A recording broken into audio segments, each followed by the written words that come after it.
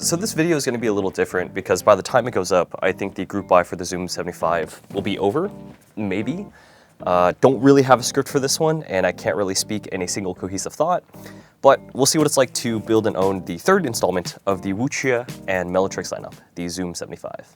Personally, I've never really been a fan of 75% since proportionally it just looks too much like a square for me. And the only real use case I had for the effing keys was MapleStory buffs. But I am curious to see how the sport stacks up to the previous installments, since Wuque and Meletrix have actually been listening to customer feedback and implementing a lot of them. And by that, I specifically mean offering a non-flex cut PCB. No! They gave me a flex cut PCB. Okay. Man, alright, whatever.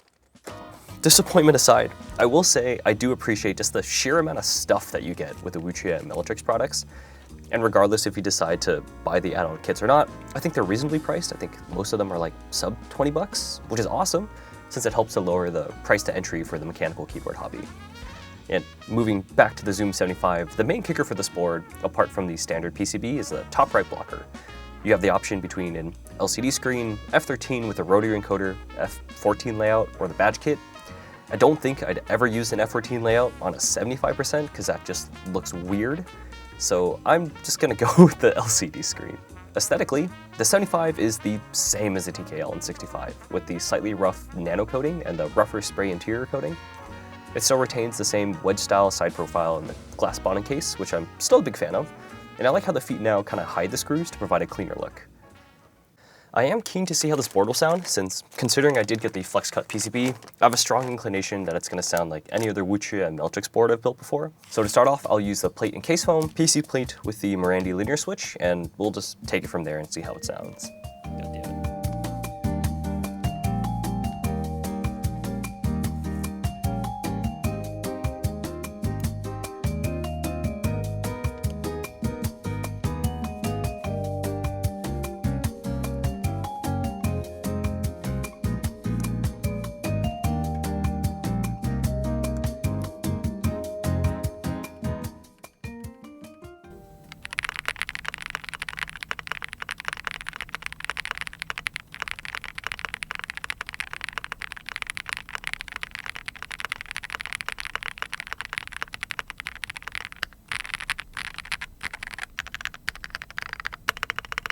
Sound-wise, this is probably the best sounding out of the three so far with the flex cut PCB. It doesn't sound super foamy like the TKL and 65, and the 75 seems to have a bit more character and fullness to the sound.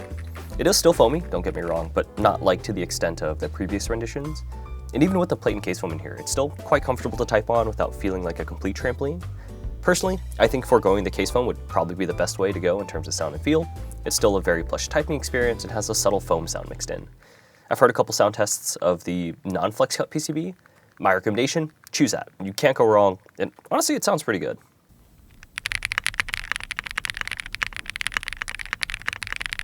So I just took a look at the media kit because it kind of just got sent over, and I made a couple notes between the unit that is in my hand and the one that will be in yours.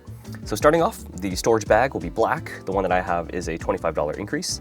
The stabs in here are prototypes, so I hope maybe they add a little bit more lube to prevent ticking. The PCB will also be per key RGB on the production run. 2 batteries will be included. Black and blue gaskets will also be provided, and the stainless steel inner weight that I have is also, I think it's like a $15 or $10 add-on. So yeah, cool. And that brings us back to the kicker. For the starting price of $179 for the Essential Edition, or if you wanted to spec yours like mine with the glass backplate, the SS weight, and the LCD, I think it'll run you like $240, maybe $250 before shipping and taxes. Personally, while I'm still not particularly a fan of the 75% layout, I still think this is probably one of the best products Wuque and Meletrix have produced to date. From a sound standpoint, in offering the non-flex PCB to further optimizing the feel with the different gaskets, I'm honestly just glad that they're still making improvements with each release, and I really hope that this trend continues. The Zoom 75 honestly represents a pretty good competitive price to value ratio in terms of sound and feel, and I would say if you're in the market for a novel 75% with a lot of flexibility for the top right blocker aesthetics with the easier on the wallet price tag, maybe give this board a look. If you want to learn more, you can check the links in the description. Anyways, thanks, take care, and have a good one.